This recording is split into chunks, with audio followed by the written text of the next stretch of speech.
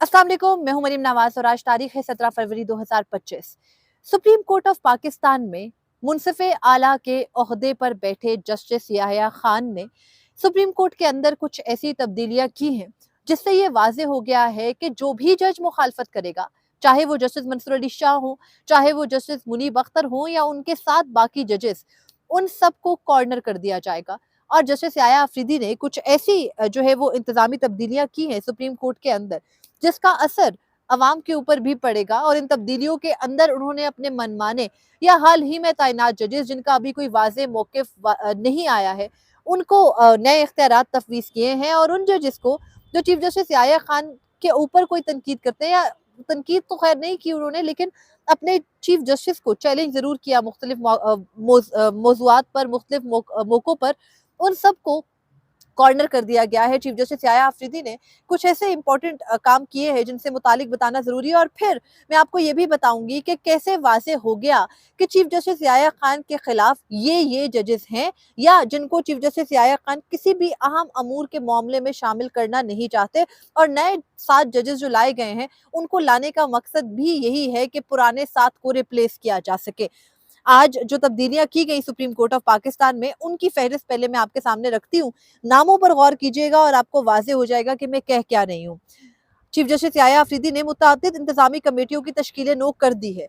Chief justice कहा जाता है ना कि supreme court practice and procedure के बाद वो बदतरीन मुंसिफ थे। इससे पहले इस निज़ाम के गारंटर सबसे बड़े चीफ जस्टिस काजी फैजीसा, वो कहा करते थे कि 26 ये प्रैक्टिस एंड प्रोसीजर के बाद तो चीफ जस्टिस बेइख्तियार है, चीफ जस्टिस के पास तो कोई इख्तियार नहीं है।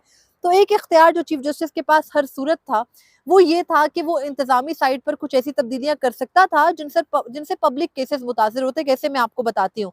तो जो इंतजामी कमेटियां होती हैं सुप्रीम कोर्ट के अंदर कायम है, वो केस मैनेजमेंट कमेटियां हैं, वो जो इंसदाद दहशतगर्दी अदालतों के ऊपर तैनात जजेस हैं वो हैं, उसके अलावा सिक्योरिटी के इशूज हैं। इन सब कमेटियों के अंदर हमेशा जजेस जो है वो तमाम सुप्रीम कोर्ट के जो जजेस होते हैं उनके दरमियान में इनको इक्वली डिस्ट्रीब्यूट करते हैं। लेकिन जस्टिस याहिया अफरीदी ने तमाम इंतजामी कमेटियों की, तकरीबन मुतअद्दिद हैं, ज्यादातर हैं, जिनकी तश्कीलें नो कर दी है। और उनकी तश्कीलें नो में जजेस कौन कौन शामिल हैं। जस्टिस मुसर्रत हिलाली को केपी की इंसदादी दहशतगर्दी अदालतों के निगरान जज मुकर्रर किया गया है। जस्टिस मुसर्रत हिलाली फौजदारी की माहिर जज जरूर हैं, लेकिन सिविलियंस के फौजी अदालतों में ट्रायल के मुकदमे में क्या हो रहा है इसकी पूरी कौम शाहिद है। और काश के वो लाइव टेलीकास्ट हो रहा होता तो आपको, मुझे, सबको ये बात एक्सप्लेन करने में आसानी होती कि एक्चुअली सिविलियंस के फौजी अदालतों के ट्रायल करने वाले आईनी बेंच की कॉम्पिटेंस है क्या। बहरहाल जस्टिस मलिक शहजाद को पंजाब की हद तक वो ऑलरेडी थे, उनको वहीं का इंतजामी जज जो है वो एटीसी कोर्ट्स का रखा गया है। जस्टिस हाशिम काकड़ को बलूचिस्तान की इंसदादी दहशतगर्दी अदालतों के निगरान जज मुकर्रर किया गया। और यहाँ पर मुझे यकीन है कि अगर जस्टिस मलिक शहजाद की जगह पंजाब से इस वक्त कोई और जज आया होता ना, तो उसको एटीसी कोर्ट का जो है वो निगरान जज बना दिया गया होता। लेकिन फिलहाल क्योंकि ऑप्शन के तौर पर वही है, फौजदारी कानून के माहिर हैं, तो उनको पंजाब की एटीसी यानी इंसदादी दहशतगर्दी अदालतों का निगरान जज मुकर्रर किया गया है। इस तरह से जस्टिस हाशिम काकर को बलूचिस्तान की इंसदादी दहशतगर्दी अदालतों का निगरान जज मुकर्रर किया गया है। और जस्टिस सलाहुद्दीन पंवर को सिंध और जस्टिस आमिर फारूक को इस्लामाबाद की इंसदादी दहशतगर्दी अदालतों का निगरान जज मुकर्रर किया गया है। ये जिम्मेदारी जस्टिस अतर मनिल्ला को भी दी जा सकती थी, मगर बहरहाल उसके बाद सुप्रीम कोर्ट की बिल्डिंग कमेटी की सरबराही जस्टिस जमाल मंदोखेल के सपुर्द कर दी गई है। यानी जो सुप्रीम कोर्ट का बिल्डिंग कंट्रोल है, अब चीफ जस्टिस याहिया अफरीदी को खुद नहीं आकर के गमले देखने पड़ेंगे। उसके अलावा जस्टिस याहिया अफरीदी ने आईटी कमेटी की सरबराही खुद ली है, जबकि आईटी के अंदर या इंफॉर्मेशन टेक्नोलॉजी है या एडवांस टेक्नोलॉजी है, उसमें सबसे ज्यादा महारत जस्टिस मंसूर अली शाह को है, लेकिन उनको ओहदा नहीं देना, उनके हाथ में ओहदा देने से मसाइल हो सकते हैं। इसी तरह से जस्टिस शफी सिद्दीकी और जस्टिस आमिर फारूक भी बिल्डिंग कमेटी, सॉरी, वो जस्टिस जमाल मंदोखेल के साथ बिल्डिंग कमेटी के मेंबरान हैं। इसी तरह से जो जस्टिस मोहम्मद अली मजहर और जस्टिस मियां गुल हसन है, वो आईटी कमेटी के मेंबरान होंगे चीफ जस्टिस के साथ। 3 रुकनी कमेटी है। और रिसर्च सेंटर कमेटी की सरबराही शाहिद बिलाल हसन के सुपुर्द की गई है। और ये वो रिसर्च सेंटर है, जो रिसर्च सेंटर जिसके बारे में ये कहा गया था कि वो रिसर्च करेगा, केसेस से मुतालिक भी रिसर्च करते हैं। और फिर जो रिसर्चर, जिसके बारे में आपको याद होगा तौहीन अदालत के मुकदमे में जस्टिस आयशा मलिक ने भी कहा था कि अब एक रिसर्चर तय करेगा कि सुप्रीम कोर्ट में मुकदमात ने कहाँ मुकर्रर होना है, तो वो जो रिसर्च सेल है उसको सुपुर्द किया गया है जस्टिस शाहिद बिलाल हसन के। उसके बाद जो जस्टिस मोहम्मद अली मजहर है, वो लॉ क्लर्कशिप प्रोग्राम कमेटी के सरबराह है और जस्टिस मियां गुल हसन मेंबर होंगे। और इसमें यह है कि जो लॉ क्लर्कशिप होती है वो आपको पता है कि हर साल आती है और उसमें मुख्तलिफ जजेस के साथ लॉ क्लर्क्स अपॉइंट होते हैं जो कि लॉ स्टूडेंट्स होते हैं। तो उसमें जस्टिस मोहम्मद अली मजहर और जस्टिस मियां गुल को शामिल किया गया है। इससे पहले जस्टिस मंसूर अली शाह और जस्टिस मुनीब अख्तर इस कमेटी के अंदर हुआ करते थे। उसके बाद जो अगला अहम कमेटी है वो मुख्तलिफ नौयत की चैम्बर्स अपील सुनने के लिए 5 जजों को नामजद किया गया है, जिनमें चीफ जस्टिस याया अफरीदी खुद हैं, जस्टिस हसन अजहर रिजवी हैं, जस्टिस हाशिम काकड़ हैं, जस्टिस सलाहुद्दीन पवार है और जस्टिस शकील अहमद हैं, जो चैम्बर अपीलें सुनेंगे। और उनके अलावा कोई और जज चैम्बर अपीलें नहीं सुनेगा। इससे पहले ये कदगन किसी पर नहीं थी, लेकिन ये अपनी नौयत की पहली कदगन लगाई गई है कि जो चैम्बर अपील आएगी वो इन जजेस के अलावा किसी पे नहीं जाएगी। हालांकि आपने आईनी बेंच के बाद एक और बेंच भी यहाँ पर फिक्स कर दिया। उसके बाद फौरी इंसाफ और मॉडल कोर्ट्स के लिए जो मुख्तलिफ कमेटी है उसकी सरबराही मलिक शहजाद करेंगे। जस्टिस हाशिम काकड़, जस्टिस सलाहुद्दीन पवार और जस्टिस इश्तियाक इब्राहिम जो है वो मॉडल कोर्ट्स कमेटी के मेंबरान होंगे और मॉडल कोर्ट्स की तामीर के लिए जो या उनके जो भी इंतजामात होंगे वो देखेंगे। चीफ जस्टिस ने जस्टिस इश्तियाक इब्राहिम को सिक्योरिटी जज तैनात कर दिया है। वो सुप्रीम कोर्ट की जजेस कॉलोनी की या जहां जहां जजेस मौजूद होते हैं वहां की सिक्योरिटी के अमूर देखेंगे। उसके अलावा जस्टिस मियां गुल हसन औरंगजेब को फैमिली और बच्चों की हवालगी केसेस में पाक बरतानिया प्रोटोकॉल के राब्ताकार जज के तौर पर भी तैनात किया गया है, जबकि यहाँ पर लाया गया था जस्टिस मियां गुल को टैक्स और कॉर्पोरेट मैटर्स के लिए, और ऐसे किसी भी काम के अंदर वो शामिल नहीं है। इसी तरह से जो सुप्रीम कोर्ट अमले के यूनिफॉर्म और क्वालिटी चेक वगैरह की एक कमेटी थी उसको तहलील कर दिया गया है चीफ जस्टिस की जानिब से। और ये सारे के सारे जो थे नोटिफिकेशंस ये आज एक दिन में किए गए हैं। इन नोटिफिकेशन से ना दो चीजें बड़ी वाजे होती हैं। नंबर वन तो ये कि चीफ जस्टिस याया खान ने justice Mansoor Ali Shah, justice Ayesha Malik, justice Munib Akhtar, justice Aqeel Abbasi, justice Shahid Waheed, इन सबको कोई ओहदे नहीं दिए। जस्टिस अतर मिनल्ला को भी कोई ओहदा नहीं दिया। जस्टिस इरफान सआदत का नाम भी नहीं है। उसकी मुख्तलिफ वजूहात हो सकती हैं जो मुझे या आपको समझ में आती हैं, क्योंकि वो दूसरी कमेटियों का हिस्सा तो होंगे। लेकिन हर वो जज जिसके पास से थोड़ा सा भी ये खतरा भी छू के गुजरे ना कि वो इस निज़ाम को क्वेश्चन कर सकता है। आप केस मैनेजमेंट कमेटी के अंदर उन्होंने जो पहले ये था कि जस्टिस मुनीब अख्तर, जस्टिस मंसूर अली शाह थे, केस मैनेजमेंट कमेटी से निकाल करके उनकी जगह जो है वो दीगर जजेस को शामिल किया गया। जस्टिस नईम अख्तर अफगान है, जस्टिस शाहिद बिलाल है और जस्टिस शफी सिद्दीकी है। अब केस मैनेजमेंट में होता क्या है, एक केस है वो आया, आपने केस दायर किया, सुप्रीम कोर्ट में वो लगना है, उसने आगे चलना है, और वो जो केस मैनेजमेंट कमेटी है वो डिसाइड करती है इस नोयत का मुकदमा है, इसके सामने जाएगा, ऐसे जाएगा। बहरहाल इंतजामी साइड की ये सारे चेंजेस हैं। लेकिन सुप्रीम कोर्ट क्योंकि अवाम की अदालत है और सुप्रीम कोर्ट में आने वाला हर मुकदमा कहीं ना कहीं अवाम के साथ लिंक करता है और 184(3) का खसूसी इख्तियार भी सुप्रीम कोर्ट के पास है, तो उसके बाद सुप्रीम कोर्ट में इंतजामी साइड पर इतने चेंजिंग्स करने की जरूरत आपको क्यों कर पड़ी, और एक ऐसे वक्त पर जब आप ऑलरेडी ये इख्तियारात अपने आने के बाद कहीं ना कहीं वापस तफवीज कर चुके थे, जो काजी फैजीसा ने मुख्तलिफ जजेस से ले लिए थे।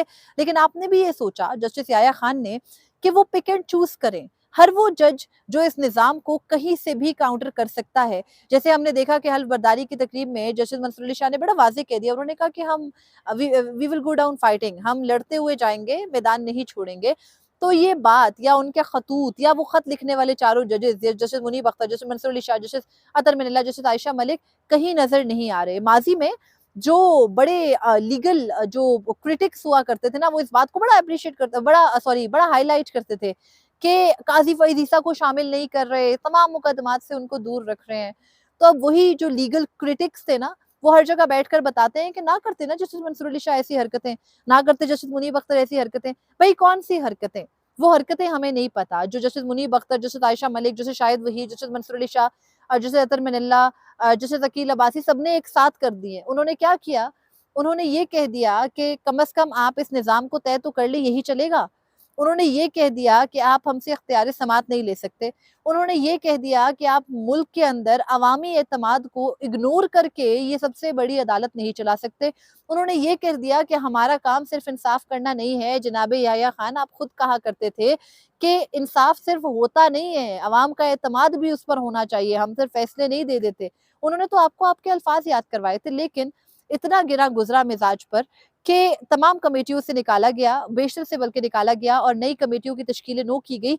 और इससे पहले भी जो इख्तियारात थे, जस्टिस मंसूर अली शाह का ब्रेन चाइल्ड था case management system, justice Mansoor Ali Shah का ब्रेन चाइल्ड था जुडिशल कमीशन ऑफ पाकिस्तान में जजेस तकर्री के शफाफ रूल्स, जस्टिस मंसूर अली शाह का ब्रेन चाइल्ड था कि केस डिस्पोजल को कैसे बढ़ाना है, ज़ेर इल्तवा मुकदमात को कैसे ठीक करना है, इन सब चीज़ों को अडॉप्ट करने के बाद, एक शख्स के ब्रेन चाइल्ड को ले लेने के बाद, उनके आइडियाज़ ले लेने के बाद, उनको कॉर्नर कर देना, ये पाकिस्तान की तारीख नहीं है, ये दुनिया की तारीख रही है। लेकिन मसला ये है कि ये जो चोरी-शुदा निज़ाम होता है ना कहीं पर भी, चाहे वो मुल्क में नाफ़िज़ मैंडेट चोरी का निज़ाम हो, चाहे वो किसी जगह किसी के आइडियाज़ चोरी करके निज़ाम बनाया गया हो, ये ज़्यादा अरसा नहीं चलता, ये रुक जाता है। लेकिन इससे मसला पता है क्या होता है जितना अरसा ये चलता है? अवाम, अवाम पाकिस्तान सफ़र करते हैं और ये लोग जो हल्फ़ उठाकर आते हैं कि वो बगैर किसी फ़ेवर के, बगैर किसी जानिबदारी के, बगैर किसी के साथ अपने किसी ताल्लुक वास्ते के इंसाफ़ करेंगे और इंसाफ़ जो मुकदमा होगा उसमें अपने ख़यालात को हावी नहीं होने देंगे या कोई भी फ़ैसला होगा उसको करते हुए अपने ख़यालात से ज़्यादा अवाम के बहबूद को मुकद्दम रखेंगे और इंसाफ़ करेंगे क्योंकि अल्लाह पाक ने अपनी सिफ़त कि जो हमारी बड़ी-बड़ी इमारतों के अंदर जज साहिबान बैठते हैं ना, अपनी एक सिफ़्त का एक हिस्सा इनको तफ़वीज़ किया है और इनकी पकड़ होगी। लेकिन मसला ये है कि जब इन बड़े-बड़े दफ़ातर में आकर बैठे और वक़्त के आकाओं के आगे झुककर सलाम करके ओहदे लिए हों, तो फिर कौन-सा आपके पास इतना सीक्रेट किस्म का ट्रस्ट है अवाम का और कौन-सा आपके पास ऐसा होता है जिसकी पकड़ आपके पास आखिरत में होगी, वो आपको कुछ याद नहीं है। आपको सिर्फ़ याद है तो ये कि अपनी मर्ज़ी का इस्लाम कब बेचना है, अपनी मर्ज़ी के ओहदे कब लगाने हैं, अवाम के एतमाद को क्या करना है, अवाम जाए चूल्हे में, यू डोंट इवन केयर। तो ये जो पूरे का पूरा निज़ाम है, इसको राइट किया गया और जस्टिस मंसूर अली शाह या जस्टिस मुनीब अख्तर या जस्टिस आयशा मलिक या जस्टिस शाहिद वहीद या जस्टिस अकील अब्बासी या जस्टिस अतर मिनल्ला का मसला ये नहीं है। मसला ये है कि आपने ये जो 7-8 जजेस को साइड पे करके 7-8 जजेस को लाकर लगाया, वजह बताई हमें केस जो है वो जल्दी-जल्दी निपटाने हैं, वजह आपने बताई कि हमें टैक्सेशन मैटर्स के मुकदमात करने हैं। सुनने में आ रहा है जस्टिस मंसूर अली शाह ने कोई खत भी लिखा, अभी मंज़र आम पर नहीं आया, आएगा तो मैं आपके साथ ज़रूर शेयर करूँगी। उस तमाम तर तफ़सील के बावजूद भी ये कहा जा रहा है कि आप इन सारे जजेस को बल्कि मैं ये कही थी कि इन सारे जजेस का मसला नहीं है। मसला ये है कि आप निज़ाम के साथ जो कुछ कर रहे हैं इससे रिकवर होते-होते निज़ाम को सालों लग जाएँगे। तो कुछ तो रहम इंसान के दिल में होता लेकिन मसला ये है कि जो बड़े-बड़े ओहदों पर आकर बैठते हैं, हल्फ भूल जाते हैं।